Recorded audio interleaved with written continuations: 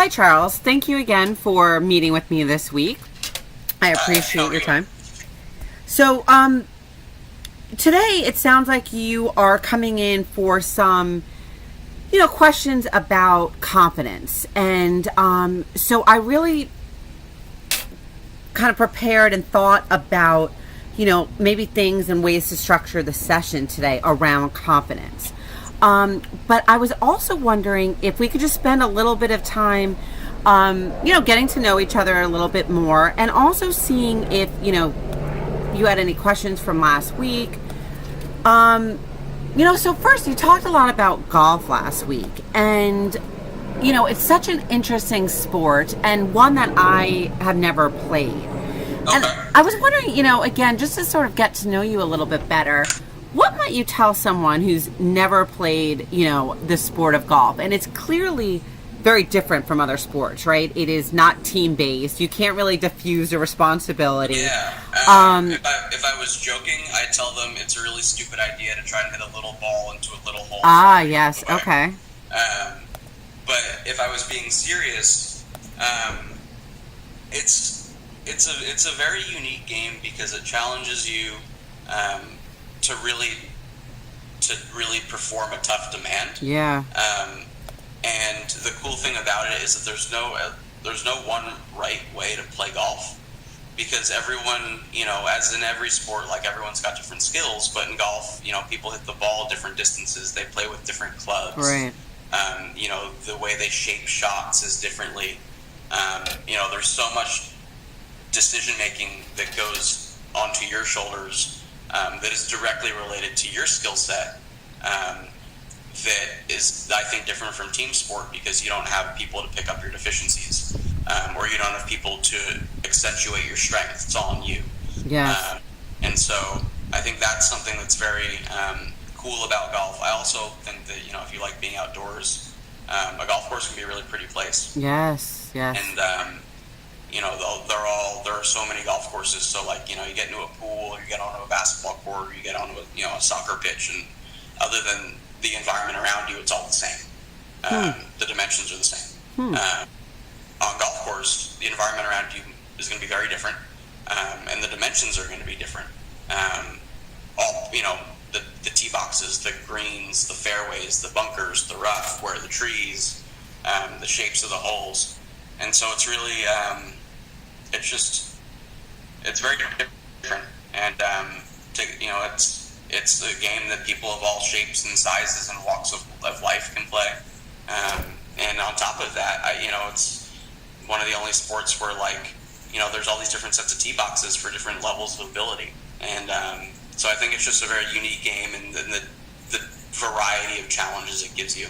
Yeah, that was really helpful, Charles. Again, just to get to know you a little bit more and get to know your sport a little bit more. And hearing there's unique challenges to the sport of golf, and that's what made me think of it. Here we are talking about confidence, and my guess is your confidence, self-confidence, but also when your confidence wavers, is going to look a lot maybe different than other sports and other teammates. Other athletes that I've worked with, and I really want to be mindful of that, and throughout, to provide me with feedback if, I may be a little off, or with the sport of golf, things are a little bit different, because again, it's just you and the ball. Like you said, it's hard to just sort of, it's because of this or that, or another individual or another teammate that things didn't go well. So there's a lot on you. And again, when I was preparing for the session, I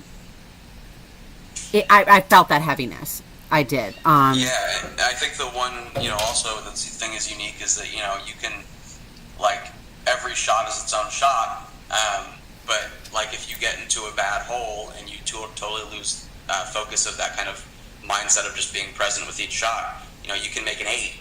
Right. And then, but the rest of your round can be great, and you can shoot, 4 over par, all because you made an 8 on that one hole. Wow. And so, there's a lot of ebbs and flows, and it's a lot of, controlling your emotion and your thoughts to make sure that you're able to really be in the right space for each shot so that you can make all those decisions and take all those variables into account.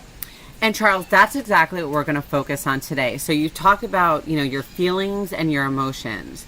And we're also going to add in there your body. So really noticing your body and looking at those three dimensions as it relates to confidence. And, see if one sort of stands out for you. But again, we'll look at that a bit more later in the session. Just out of curiosity, when you think about your thoughts, your feelings, how your body feels, in order for us to, evaluate that, we have to notice our thoughts, right? We have to notice our feeling. There are times when I may notice a sensation in my body, and I may say, whoa, or anxiety in my body, and I may say, where did that come from? And then I sort of, dissect and reflect, and I notice some thoughts that were going through my mind prior to that. But again, I need to be aware. I need to be sort of looking towards the thoughts and the feelings in my body in order to kind of take stock in all of those variables.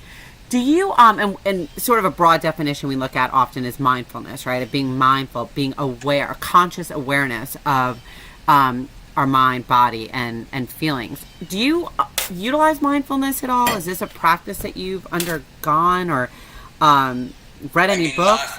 I've read books. Okay. Nothing official, but I definitely, when I was like 14 or 15, underwent, I guess, actually inspired by my mom, who basically said to me, you need to learn how to hit a shot, good or bad, get through it and get to the next one, and have your, you can be upset at yourself or be angry, but do it in a healthy way, or do it in a way that's not destructive. Wonderful. So I did reading, and really just tried to be consciously aware of what was going on before and after a shot, because frankly, if you think too much during a shot, you're setting yourself up for failure, in my opinion.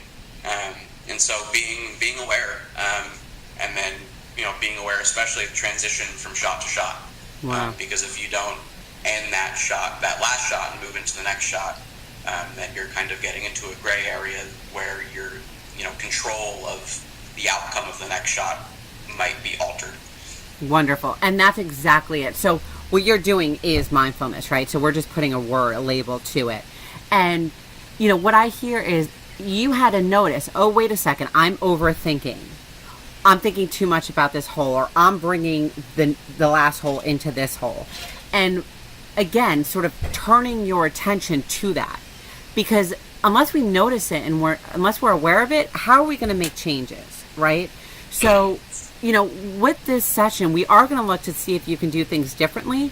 But again, the first step is always, in order for me to do something differently and do it effectively and meet my needs, I need to have that initial awareness, right, in order to respond to that well. So that's great. These are, again, really good information. So one of the things I did, find a quote, and it was by Carl Lewis. And the quote he said was, if you don't have confidence, you will always find a way not to win. And it really, stood out to me. And I'm wondering, when I said that quote, any thoughts, God bless you, any thoughts or feelings kind of arise for you? I guess I see that as, if you don't believe in yourself, you'll find a way not to